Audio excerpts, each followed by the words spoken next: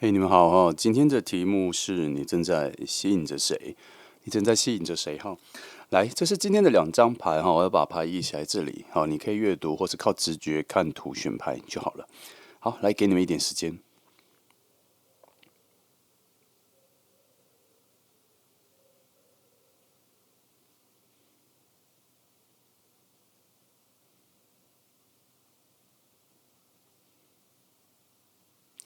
好，我想你们都选好了哈，那我们就不啰嗦，直接开始喽。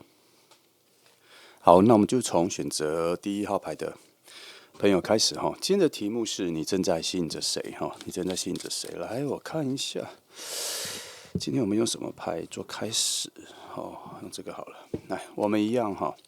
我们会分三个阶段。第一个阶段是现在先看一下你们的距离，你们的距离、你们的关系，现在它在哪里？现在在哪里？来，第二个，我们来看一下，我们对他的人的本身做一些剖析了。好，再来第三是来预测一下，看看你们两个未来在一起的趋势。好，但是在这个未来在一起有很多种关系啦，可能是朋友，可能就进阶成恋人都有机会啊。只是我们在看看他后面的两个能量的相处之下的那一种关系上的趋势啊，我们来好奇一下，说不定能找到更多的线索。来，我们先从第一个开始哈。来，他现在在哪？现在距离哈。愚人牌，一般来说出愚人牌哈，我都不认为他就在附近，但是会有比较多的方式是他有在往这边靠近了，往这边走来。哦，那通常我是觉得还没那么快，还没那么快会出现，因为愚人牌它更多的是它正要启程啦，正要出发，跟宝剑六有点不太一样。它这个比较像是说还有一些犹豫，还有一些犹豫在往你这边走来哈。所以以今天的题目来说，你正在吸引着谁？我觉得它比较多的是能量上的吸引，但也不代表说他这个人不在你附近，他有可能在你附近，只是他接下来的路，他接下来要走的那个方向是往你这边来的。为什么说他在你附近？可是你们应该算是不认识，然后他在往那边，他有可能就是他可能跟你住在同一个城市里，这算蛮近的了。那他可能现在在寻求的一个机会，譬如说他要去念的学校，或是他要去工作的地方，他想要去工作的那个项目吧，比如金融业啊，或是他想要去当教职这样子的，都跟你的蛮类似的。他在往这个方向走，但没有关系，我们直接来对这个题目做比较细的探查，这样子比较快啊。来，我看一下啊，用这个好了。我直接来用两张牌来看一下哈，它这实际的状况啦。还真的很远哦，很远。但是它似乎这两张牌都讲的是工作哦，它是一个工作的转换。他现在因为工作的选择上正在思考他未来的方向啦，所以我觉得，呃，他应该是在工作上跟你蛮接近的人。那他可能已经提出了一些申请，也去应征，可能这个应征或是提出申请的这个路径应该是蛮顺利的，只是这里已经出了金币五，表示什么？表示他真的现在还离你蛮远的。好，那我们这个时候我可能就要觉得要换一下整个讯息的内容。除了能量上的吸引之外，今天被捕捉到的内容比较像是一种未来性的。为什么说未来性？他应该是在接下来之后，他走上这一条路径的时候，他遇到你的时候，他会被你很多的能量所吸引。哦，那你们应该会有工作上的合作，然后会蛮融洽的，会蛮协调的。那你们会在这一种相处之间，应该会产生一些彼此吸引的能量啦。目前路径是这样走的。好，来，我再往这里下面翻哈。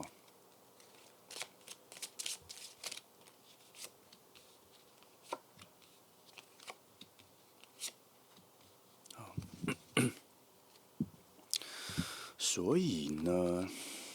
就是什么？你们未来遇见之后，除了会互相合作之外，你们彼此应该还蛮甘愿、甘心去多为彼此付出啦。我觉得你们在遇到的时候，内在有很多的能量，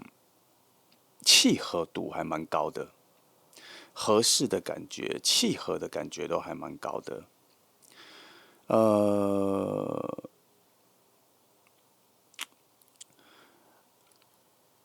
他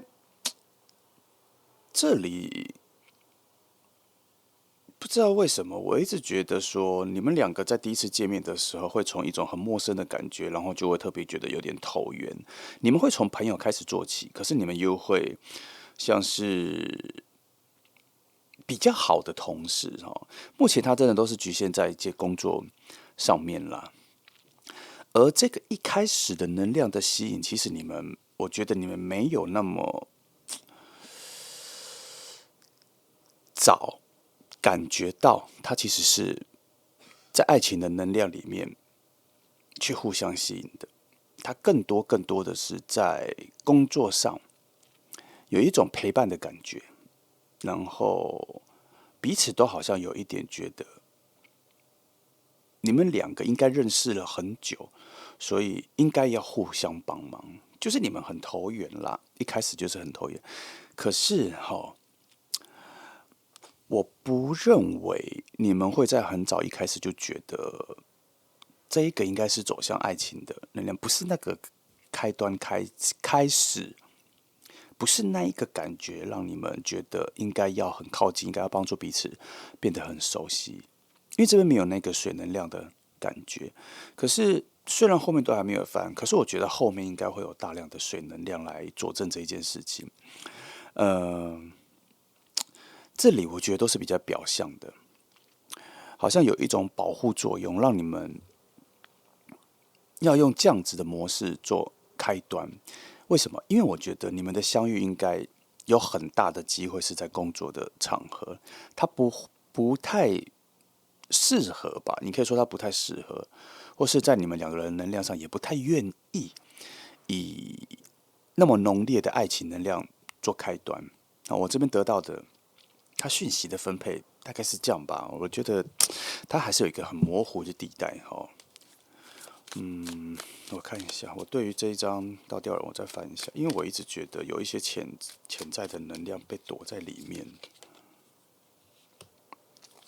看吧，我是不是才刚说后面会有很多水能量要出来就出来了？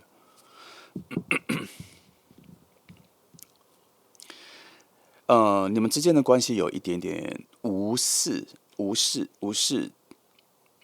水能量的存在。的确就跟我刚刚讲的，在你的能量的选择上，认为先不要把爱情这一块放在最前头，因为你们当下可能确实是有工作的需要，确实是有身份上的需要，不能够把这感情拿出来。但你们彼此会感觉到这件事情吗？感觉到爱情这件事情吗？我觉得多多少少有，但是你们不会这么想。我觉得多多少少有觉得你们的那一份互相关心，那一份很特别的感觉，会多多少少觉得这可能是爱情的喜欢吧。或是他也会让你们觉得应该是，可是现在这个状况不适合谈这个，所以你们会找别的路径去帮助彼此，去支持彼此，去给予彼此很多被包装成朋友关系的或是同事关系的一种付出。哦，而且两个是同步的，你们之间达成了一个默契，会时常让你们很关心彼此。再加上一个特点，他应该是你工作环境上来的一个新的人。有很多新的人进来，你都不会特别关心，可是这个人来，你就会特别关心。他有一种，就像我刚刚讲的，他有一个很投缘的感觉，他有一种好像认识了蛮久，已经认识了蛮久的感觉，一直在你们两个的关系里面在酝酿。哦，那你说你们两个的对话跟聊天各方面是契合的吗？我觉得以金币能量来说，再加上圣杯骑士，我觉得你们在性格上应该还是有蛮多的不同。可是你们两个人做事的方法跟某些想法比较接近哦，而且你们两个在一起的时候，很容易达到某种协调啦。哦，没有，不太有什么碰撞，但也不代表你们两个是很相像的人，只是你们两个的协调度比较高。我认为应该是水能量在下面做操作了，因为你们的关系里面产生了蛮多因为水能量而来的包容，再加上又是倒吊人牌，它有很多类似不求回报的付出在里面产生，和作为你们两个关系的一个非常好的连接。哦，我看一下哈，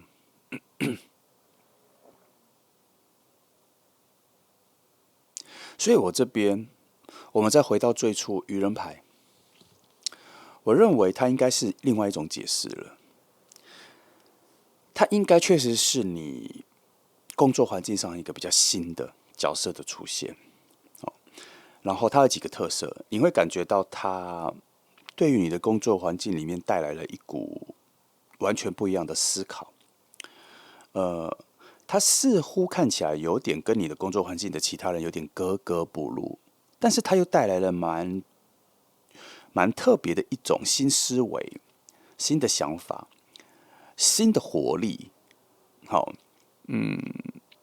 你的工作环境里面如果有一些比较资深的、比较年长的，会有点看不惯他，但只是因为他带来的新意，正在打乱其他人原本的节奏。可是你蛮喜欢的，而且你跟他相处的融洽度也比较高。原因就是因为底下的水能量啦，哦，都是这个东西。那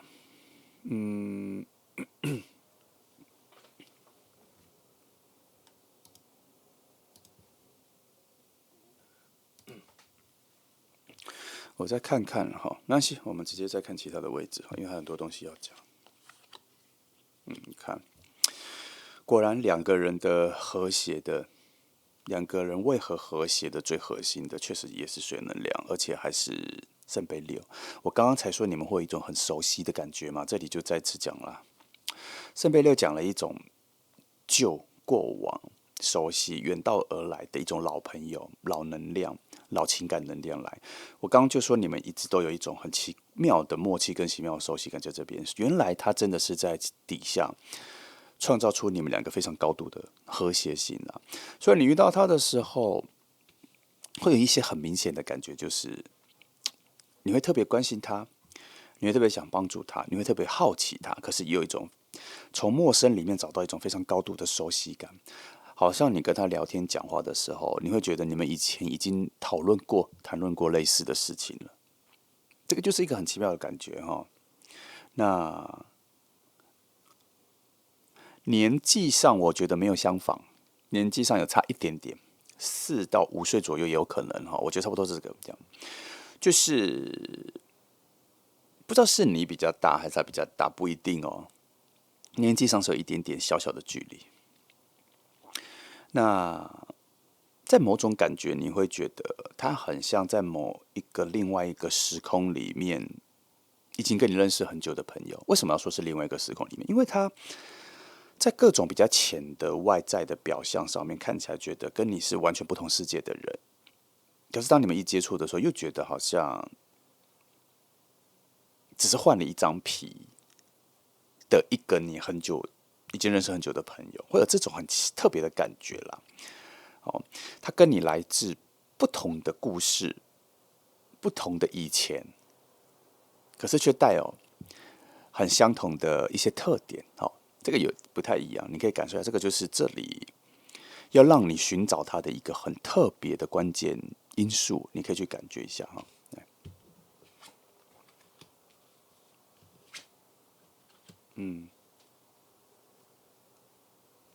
你们的感情哈，你们的关系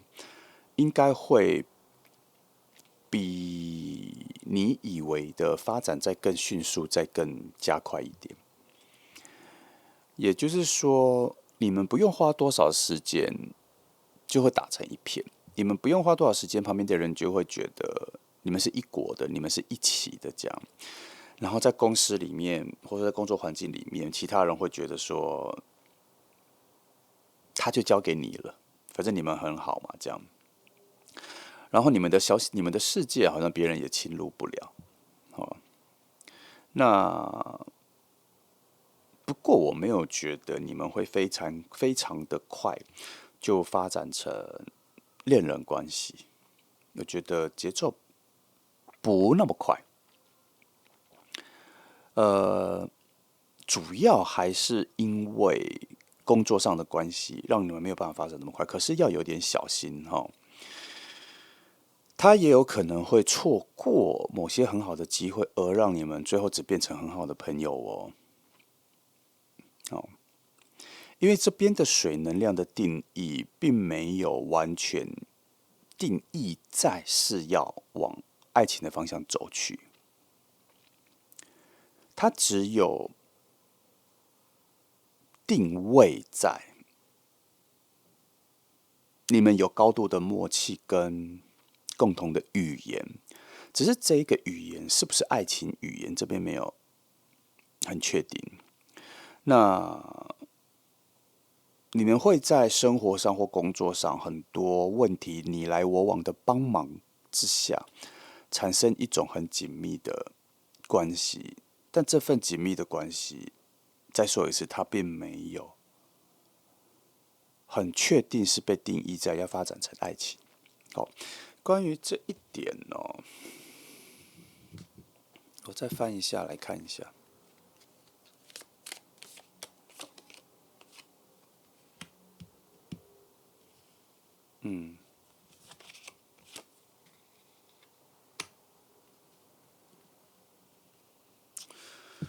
它确实是没有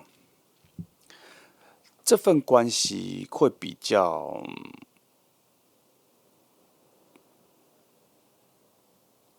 像是出现了你的一个知心好友或是收妹的方向，但也不无可能变成爱情啦，因为他通常都不会讲的那么。可是我觉得有比例上，我觉得是可以变成恋人，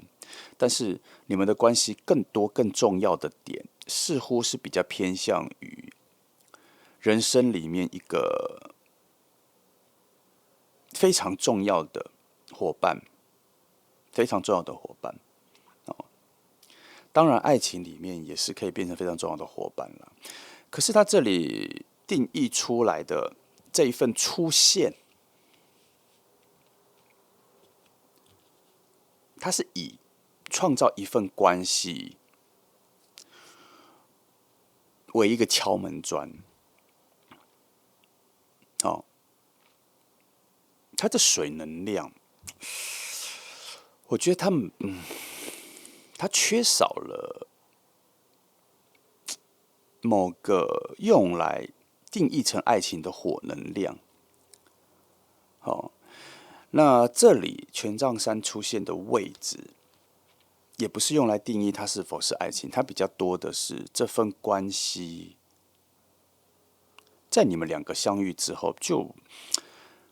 很明确的知道这份关系不是昙花一现的，而是可以一直长久相处下去、经营下去的。你们一开始就知道，一开始就知道这个人是可以深交的朋友，而不是立刻感觉到这是可以发展成爱情的关系。但是有的时候事情还是会有点峰回路转了，至少这个关系的一开始的垫底基础能量，我觉得都还蛮好的。好，不无可能哦，没关系，我们再从别的位置来翻。来，我们来从这里看一下这个位置，我们来看一下他这个人哈。这里有看出来他正在展开一个新生活啦，哦，所以不过这个能量的讯息给的太少，我给它翻多一点，看一下这两张。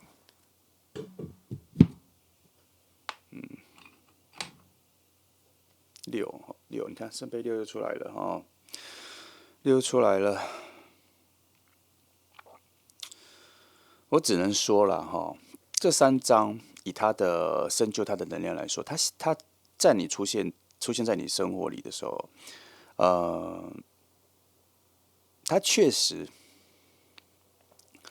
啊，是要展开一个全新的生活方式，对他来讲是一个很新的。那还好有遇见你哦，因为他正在处在人生很大的转换期，他有很多东西都很陌生，但还好有你哦，让他在这一份转换里面变得比较轻松了，而且他在遇见你之后，人生啊各方面的概念，他会有一个新的、很强的、很大的成长了。即便到了这三张牌，我还是觉得这是一个新的关系的创造，他还是没有往爱情的方向走。不过我觉得我直接问了，我就不直接问，来直接问这份关系从前面这么高的水能量，好、在被我们诠释成是发展一份新的关系之外，它其实是不是其实是要往爱情的方向走去的呢？来，我们来翻这里。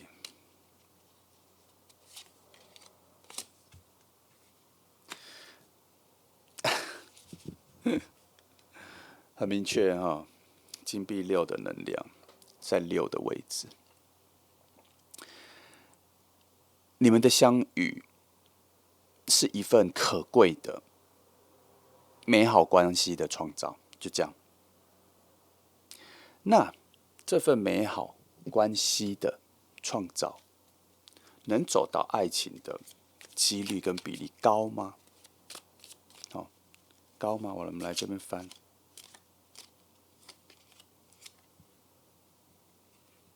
五，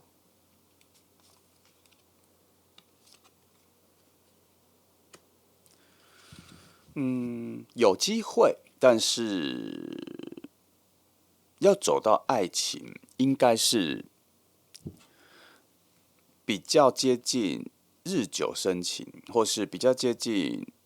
时间的长河，让你们两个相处，或是发生蛮多故事之后，自然而然的走进去爱情这份关系。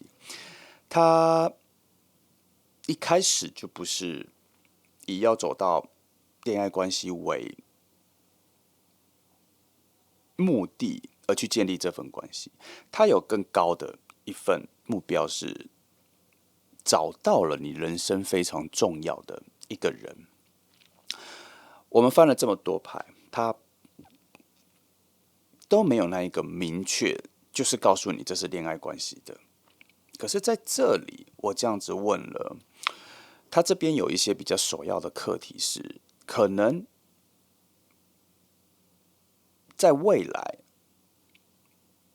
你们有些困难，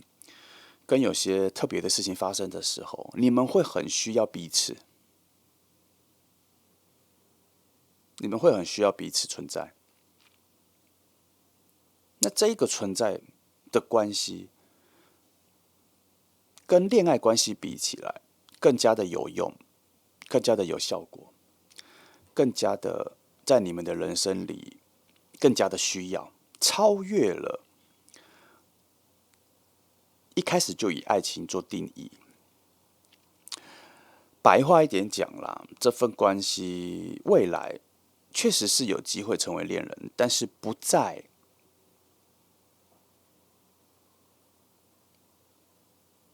原本设定的架构里了。哦，所以以今天的题目来说，你正在吸引着谁？我觉得它更多的定义是，你们两个人的能量在很靠近的时候，因为非常契合，把你们两个拉近了。你们在彼此的生命里出现，其实在未来面对很多事情的时候，会得到很强的助力，会变得比较轻松。但因为它底下还是有非常强烈的水能量，毕竟这里还是有圣杯骑士圣杯骑士，所以它也有一个可能哦，它有一个可能，它有一些转向的可能，它也很有可能会以爱情这份关系做开始。他有可能是误打误撞就让你们在一起哦，可是他可能会很快就让你们两个发现说，你们两个的关系里面，爱情并不是最重要的一种定义，可能家人、知心好友或 soul mate 这个更精准，是有可能会这样子的哦。为什么？因为圣杯四，它其实在一开始它就有点锁住了这份水能量。为什么要锁住？因为他认为这份水能量锁住，让他很安全、很稳定的在你们两个关系里面，他是要让你们两个分不开。那分不开的价值跟重点在于，你们一定有很重要的任务需要一直在彼此身边啦。所以他一开始就算是爱情的方式起来，但是你们很快就会发现说，有更高的关系定义比爱情更重要，也会有这个方向啦。尤其翻开了这张牌，我更觉得你们两个人在一起的那一份极致的和谐，感觉包含了非常多，包含了有爱情是有，但也包含了一种个人的成长，还包含了一种对于世界更多的观察跟怜悯的感觉。这些都是分散的，它并没有集中在爱情。但是当然爱情也有，但是如果要我以比例来说的话，爱情可能只占15%的那个感受，更多的是你们对未来的成长这一条路需要陪伴，更多的分配上来说是这样了。好，来看这里哈，这里我们就直接来看两个人在一起关系更紧密的时候，你看这边皇后牌，你们两个无论是什么关系相处，未来都会有很多好事要酝酿，也难怪他并没有要局限于爱情，因为这个是多元多方发展的，它可以让你们因为是朋友而得到非常多的助力。这边都有了金币六的牌出了很多，那个互相协助、互相帮忙的能量很多，而且这边还有倒吊人他在的确定你们是如何在人生里面高度的帮助彼此，而且得到非常重要的宝物，这个东西都有。那这里还是可以再翻我再翻我来翻这组，翻，因为它底下还有4张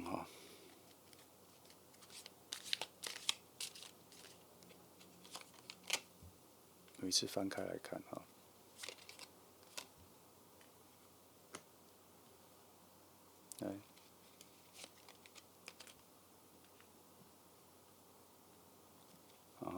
这一张。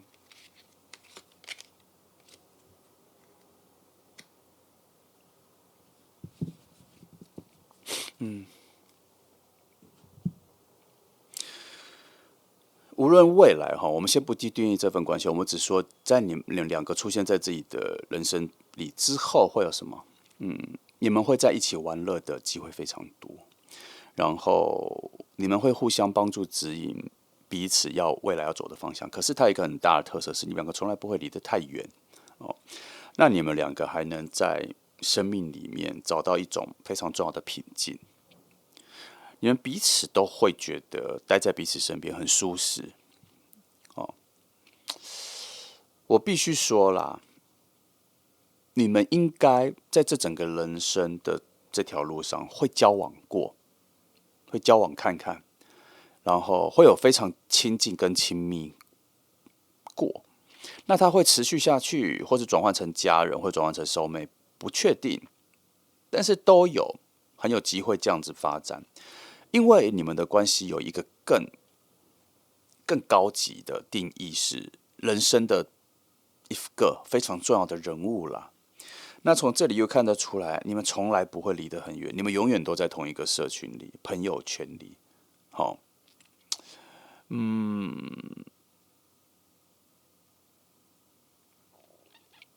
甚至你们会创造出一种生活方式。好了，我觉得他这样的就是家人，然后你们会有自己的一个群体，在外人跟别人眼里会发现说，这么多年了，你们总是还是在一起出入行动这样，所以我才说你们可能会交往过，然后它会进化成更高级的关系。哦，就像我刚前面讲的，也许一开始在工作上成为很好很近的朋友，互相协助，然后也有试着交往看看，或是有一些类似交往的感觉，可是慢慢的，很多东西都升级。我不想说升华，我觉得它比较像升级。好，那所以选择1号牌的朋友，这个也是我们蛮常出现的一个状况啦。这是一个非常重要的关系的出现哦。那它所谓的能量的吸引是不可以错过这个人的概念，而把你们吸引起来哦。因为有的时候在茫茫人海之中，我们会随机的遇到很重要的能量在我们附近徘徊。那以能量的角度看到，他会自己去伸手把它抓住。再加上这一个，我前面看来，我觉得他确实是以一个非常新的角色出现在你的，我觉得算是工作环境啦，不是工作环境，就是在工作相关的项目里面，他会出现啦。因为他的起头是很务实的，是很土能量的。我觉得以工作的范围里面出现在你生活里是蛮重要的。他不一定是你们公司的新同事，他可能是合作的，或是跟其他人咨询工作或谈工作的时候介绍到的一个新的角色进来。但是他还是有一个很特别的点是，你遇到他的时候，他有一种很奇妙的心意，不知道是他才刚进来这个行业里面工作，还是他在你的世界里面跟其他人比较起来非常不一样，他有一个非常独特的一个新的感觉。好，好，到这里，我觉得要放宽心去想这份关系哈，因为当然成为恋人也是 OK，但我相信从牌面上给的答案是，你会发现爱情，你们只有进入在爱情关系里的话，就做太小了，这份关系做的太小了，你们有更大更远的东西可以哈。好，那这就选择1号牌的朋友哈，这个人的出现很重要，它重要的点在于会让你的人生变得比较轻松，你彼此都会让人生做得比较轻松啦。好，他也有可能会超越你跟家人的关系，因为他有可能会做到你家人可能做不到的范围跟那一份执着，他会超越这个哦。因为整张牌的连续性很顺，然后顺到最后是翻出我觉得很重要的这张牌的时候，是翻出这个。这张是金币六，有贵人的牌，有施舍的牌，有帮助的牌，它搭配前面的倒吊人牌，我觉得确定了这份关系是一种助力哈，是一种超级贵人的方式出现。那你说你们是互相的吗？我觉得算互相啦，因为现在看起来，我觉得很多部分都是同步的，你的出现跟他的出现都很重要。好，好，那1号牌就这样哈。虽然他没有很明确的是走爱情，可是我觉得这份关系比那个强大多了。好，谢谢你来听哦，然后祝福你们。好，接下来我们来看选择第2号牌的朋友哈。今天的题目是你正在吸引着谁哈？你正在吸引着谁？来，我们来看一下，一样哈。从哪一个张牌开始呢？还在想。从这里开始好了。来，我们选3张牌哈。第一，他现在跟你的距离跟你的关系，好，来，然后另外2张，好，来深究一下他这个人，好，再来未来你们2个在一起之后的状况会如何？哈，那他这一个在一起的状况，就是看不一定是确定只是恋爱关系啦，他会有很多种关系之后相处的能量的状况。哈，好，来，我们来从这里。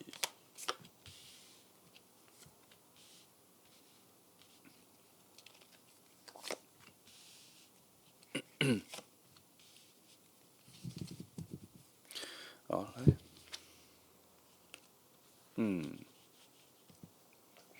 他在你附近哈，然后你们已经有初步的认识了。那个爱情的感觉跟能量有正在堆砌发芽中，不过感受不强。还在观察，还在好奇着。哦，那这一个是互相的吗？这一点是有点好奇的，我看一下哈。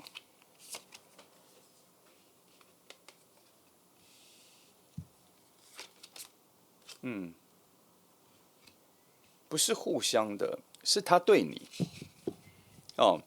而你目前没有察觉到他对你的喜欢，他也没有释出的很明确，但是他有偷偷的在你们的关系里面种下一些可以发芽的种子。实际行动诠释是什么？就是他应该有对你有一些小小的帮助或好，哦，只是都没有很明确让你感受到他是对你的一种喜欢。他把它做得很像跟一般朋友相处里面的那种很淡的小帮忙，可是对他来说是某种试探。他在试探着你有没有注意到他。哦，今天这组第二张牌有点像暗恋了。哦，他在某个角度，我有点认为他也在确定自己对你的喜欢程度到哪里。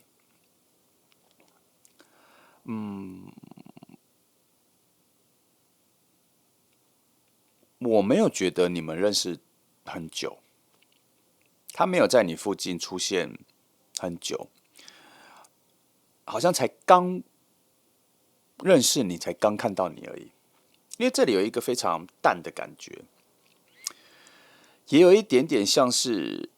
他需要攀着一个围墙去探头去看你的感觉，这样。那他有找到了不错的，跟他比较有自信的方法去靠近你。哦，所以现在应该是处于那个暗恋的状况了。哦，果然，哦，就跟我刚刚讲的，他其实也在同时确定他对你的喜欢跟对你的感觉是什么啦。目前，不过有一个很特别的东西，因为水能量已经有一点丰沛了哈，他对你已经有一些想象了，就是以他目前初步跟你相处的感觉，他有蛮确定是可以交往的对象，而且他也有想象出未来跟你相处的情况应该会蛮和谐的，他已经有这个方向了。那我们不看号数，我们看能量来说的话，火水就只有火跟水能量，它其实有可以随时跟你告白跟表达心意的机会，也有这个勇气，也有这个冲动，都有。那他会去表达出来吗？我觉得不会，因为毕竟水能量也有落在第8，也有落在4者，它都是一个有所选择的一种水能量在里面。那能够激起冲动的火能量却是用在9，所以有那个企图，但没有那个行动，没有那个行动力。他有想过，不如就奔放的跟你告白或什么，可是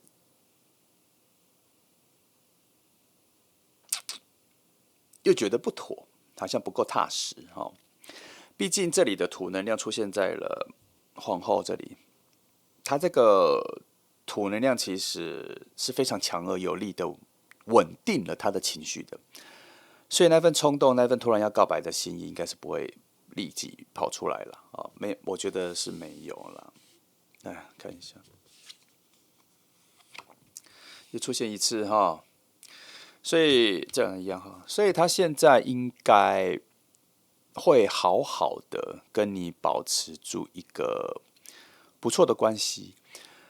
他会很乖的、很乖巧的在你旁边当你的朋友，然后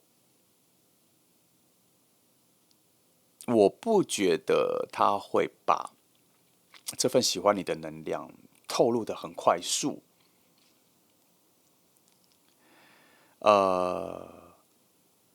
他也有一个感觉是，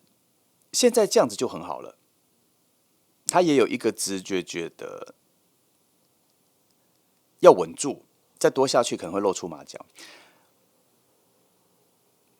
在某个角度来说，我觉得他自己其实也没有准备好要去跟你告白。他想，但是他有一点点把不告白的理由放在自己身上，告诉自己说自己还没有准备好，不要乱告白。那真的没有准备好吗？还是需要准备呢？我在这几张牌看到的是不需要准备，可以直接告白就好了。可是因为他现在内在的水能量不算稳定，那也因为他的直觉蛮强的，他应该会把自己身上的不稳定的水能量诠释成他还没有准备好，或是有一点点怪罪自己不够好，所以不需要告白。但实际上不是这样，这只是他一个找理由的诠释啦。那我看一下，我这边来问2个问题：第一，告白好吗？第二，现在告白好吗？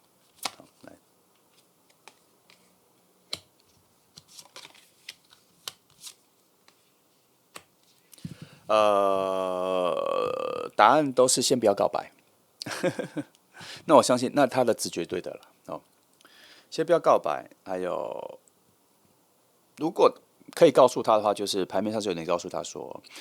很多东西都还不确定，请相信那份不确定所带来的不安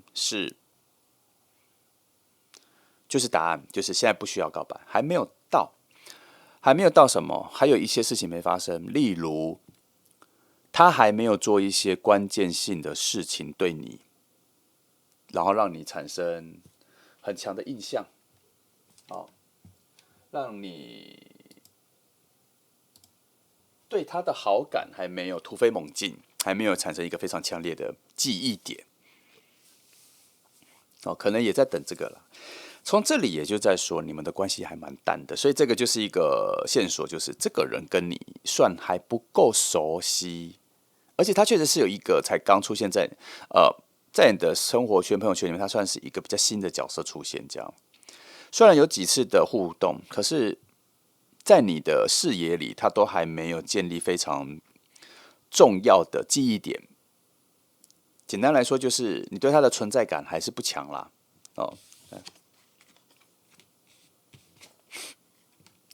可是他对你的感觉已经我觉得已经蛮浓烈的，蛮浓厚的。看一下这里，好，从这里这里我觉得应该是从这里，到这2张牌。如果今天是他来看这组牌，我就会直接跟他讲说：你要再等一下，你要再等一下，有些故事线还没有发展到你可以告白跟表达喜欢心意的时间点。如果我可以告诉他了，因为这边有在说有些能量正在休息中、沉睡中，应该我觉得就是有些事情故事线还没有发展了，有可能是你这里啦。白话一点就是你这里有一些故事，有一些事件将要发展，然后它会造就、会影响你最近对于爱情的接受度。那我时常说这个哈，这个应该未来也会再重复说。我会说，也许你们今天来看牌是期待一份爱情出现，可是当爱情早早实实的出现在你面前的时候，你不一定会接住哦，你不一定会立刻接住哦。有时候并不关乎于是谁带来这份爱情，而是你会突然正视你自己内心，发现我以为自己想要一份爱情，可是当爱情确实出现的时候，我没有准备好要接住，或是当下有很多情况让你很分心，无法专注在要去接住一份爱情。你没有那么想要答应，可是，在自己一个人没有人追求、孤独的时候，你却觉得有任何爱情你都想要。可是爱情真的出现的时候，你反而变得严厉了。哦，这题就有哦。那这里讲的更和缓是，还有一些特别的事情要先发生啦，要先做完。现在不是立刻要接触爱情的时候。那以他那边的角度，我觉得他应该也有发现，不是现在。但是他找不到理由，为什么不是现在？哦，我只能说星星牌给了一个，他有点像告密者，他在告密者你们这份关系跟告密者你们两个之间的能量，一个偷偷说一件事，就是不要现在哦，还要一阵子哦，你们的关系还没有成熟到有人可以透露出这份感情哦。好，这边有在偷偷讲这个，所以宝剑四在这里用一种非常友好的方式帮助你们的方式去觉得，先等一下，不是现在。它这里就是一个静止状态，算静止状态。它虽然没有像女祭司这么强而有力的静止，那么介入的去静止你们，但是它也算是一种静止状态。好，所以白话点来说，就是不是现在了，然后再等一下。哦，但是这个人在附近这一件事实是存在的。好，那对于这里，我觉得我有个东西想放，我想看一下你们两个人现在的关系如何。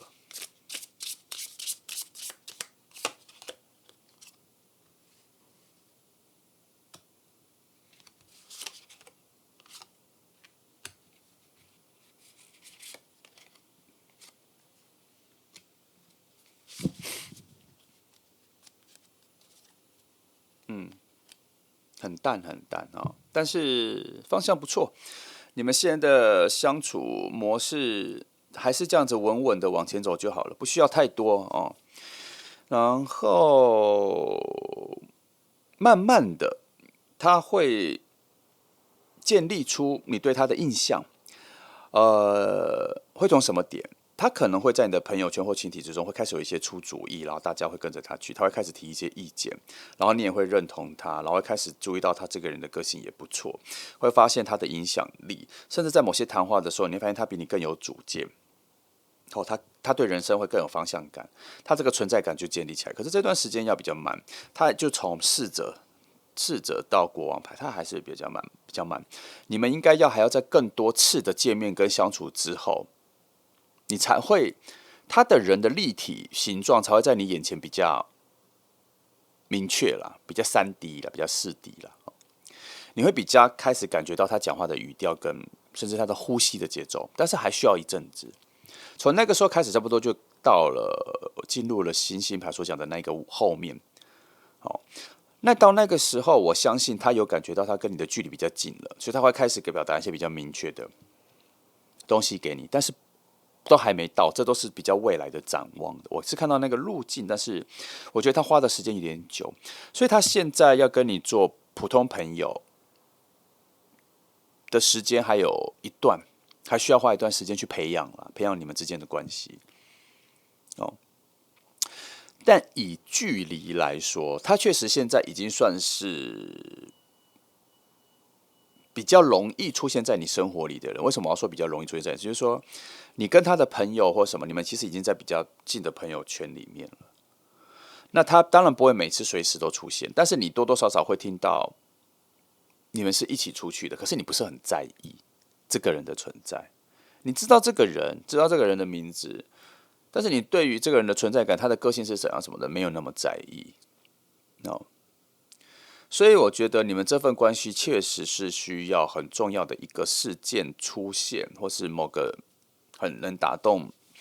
让你有非常重要的记忆点的事情发生之后，关系上才会比较近。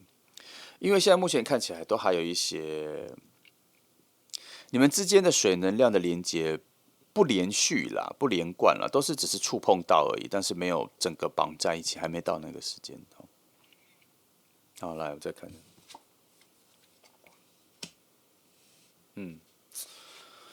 这里我们要看他的人哈，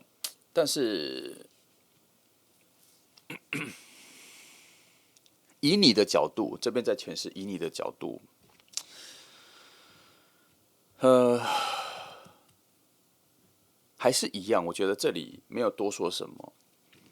以你的角度去看这个人，还需要有一大段路去让你知道这个人的好，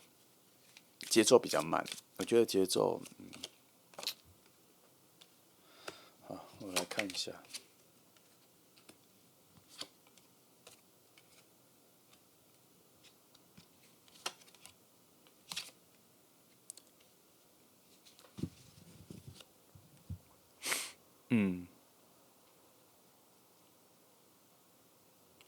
首先，你们确实是有成为恋人的路径，然后你们会有一个很特别的时刻，突然聊开了，聊起来了，然后发现彼此是非常有趣的，但是不见得会感觉到你们两个是合适的，但是会突然有一点开窍，发现原来我眼前的这个人这么有趣，这么能聊。但是那个是某一个瞬间，某一个风能量爆发的时候，然后你们很快就会回到，我觉得是你这部分你们很快就回到一个比较闭锁的状态，就是没有那么强的好奇心再去好奇这个人。但是对他不一样，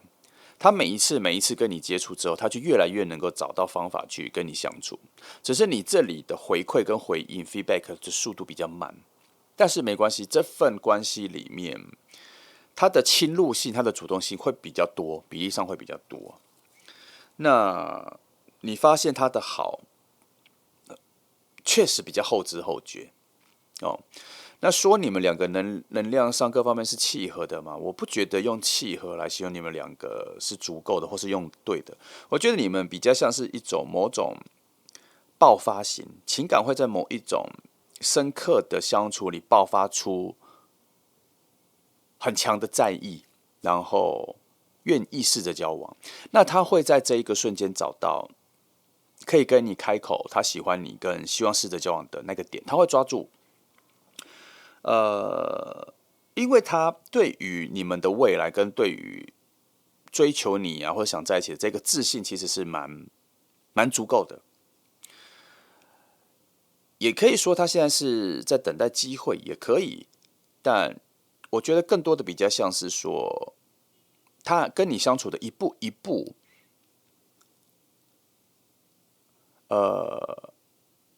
他知道他在做什么，他知道你们的关系确实是每一步每一步稳稳的建立起来的，然后再走到爱情这个方向去。只不过这里确实看到了那一个你们的关系的变化是非常急速转弯的。你们会在一次很亲近的聊天或是亲近的互动的时候，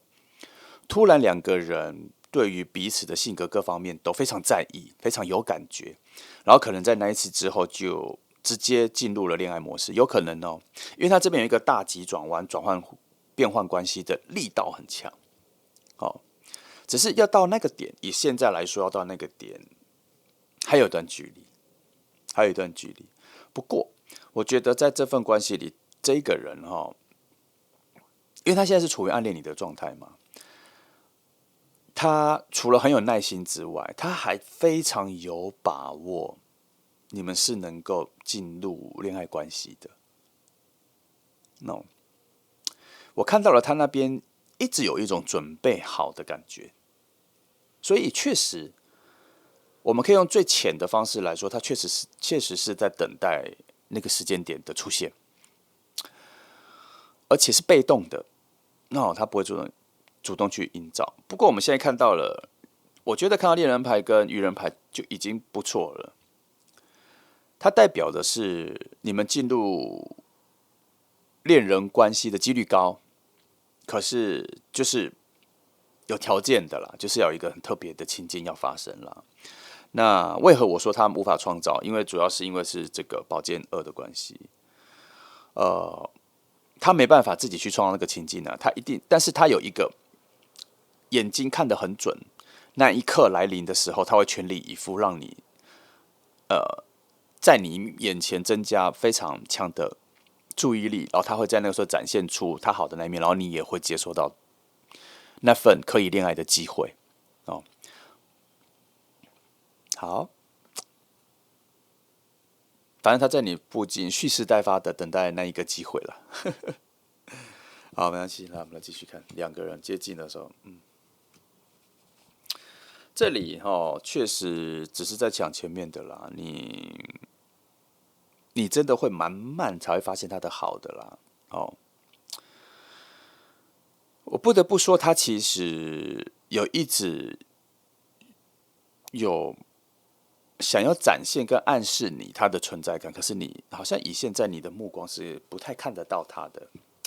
但是有时候就是这样啦，因为那个你们的能量没有直接的连接，我觉得你们能量没有直接的连接，导致于你不太有深刻的感受去收集，好，没有那么主动的去收集它的存在感。有时候就是这样，因为你的专注力可能现在在别的地方了，不在这个人身上，或是不在爱情上。我有的时候看这么多牌我都常常有发现，很多人来看牌前有定一个题目，可是真正在翻牌的时候，注意力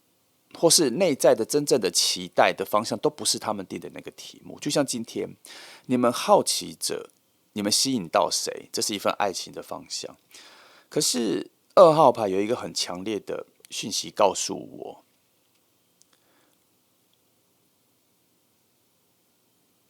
那一份可有可无太强烈，所以即便附近有很具体的感觉出现的时候，也因为这个可有可无的感觉，让你们无法敏锐的发现爱情就在身边。有时候是这样哦。那在这里被提醒了，可是你们专注的焦点又错了，因为敏感度没有起来。有的时候就是这样。那这没有对错啦，这就只是不够强烈，那个连接不够强烈哦。好，那你们的关系从这张牌出现哈，你们的爱情的发生建立在一份充分理解对方的好的这个基础点开上来。这边翻起来就再讲一次，虽然前面其实讲，这已经讲第3次了。你们的关系不太是爆发型的，而是在那一次很深刻的接触、很深刻的聊天，也许可能就喝了一点酒，大家在打闹的时候，突然你们两个人聊到了讲中了某些心事，突然靠很近了，然后感觉就跑出来了。但这个不算爆发，它更多的是局限在那一瞬间的理解，发现了你眼前这个人对你来说很重要、很深刻，而且他有一点点独特，能够理解到你内心某些连你自己都很难诠释的点。你们的关系一开始拉很近，是建立在非常高度的深刻的理解上而绑住。从那一刻才有比较强烈的连接，可是是风能量，很特别的连接，不是水或火，所以我才说它不是爆炸型的，它是突然好像就编织起来了，好像就编织起来了，而且是难度很高的编织，可是却编织的很好，它是那一瞬间发生的，它是很强烈的理智的。所以才会有一个关系上的大的急转弯，这就是你们了。那这个人，他理解到这件事，他有理解到这件事，所以他前面才有很多他就算有水能量有火能，他没有很冲动。他不是因为他早就想清楚是这个，而是他是慢慢的跟你相处到之后，他才发现说你们彼此需要那一个时刻了。所以这边的讯息是，你突然在某一个时刻，跟一个你原本以为没那么熟的人在聊天的时候，发现你们其实很近，你们其实能互相理解，而且你们的语言很独特，你们聊天的语言跟你跟其他人聊天的内容的对话的模组不太一样。那基本上就是那一个时刻出现了，而且对方是准备好了哦。我先讲，他是准备好的哦，他一直都准备好，在等待那一个跟你很靠近的时刻哦。好，那等到那个时刻来说，我觉得你会有很强烈的感觉到说，哦，这应该就是这副牌在讲的爱情来的时候了。但是它不是那一种很浪漫、很明确的爱情水能量，让你感觉到爱情哦。它是让你发现你跟一个人突然变很近。哦，这组是这样。所以还需要一点时间哦，因为整个能量并不是在等着他等真理了，而是我觉得是有某些故事线还在发展中，并还没有到那个点。那到那个点之前，也不适合任何他的主动性的告白，因为至少这个人要带来的爱情能量，你现在是接不住的了。不过问题不在你，重点在于他也没有现在要你去接住一份爱情了，他那一个务实跟扎实的感觉还没有出现。他那一个早期会有的冲动告白那一段已经过了。现在是一个非常高度理智的在观察什么时机比较好的这个阶段。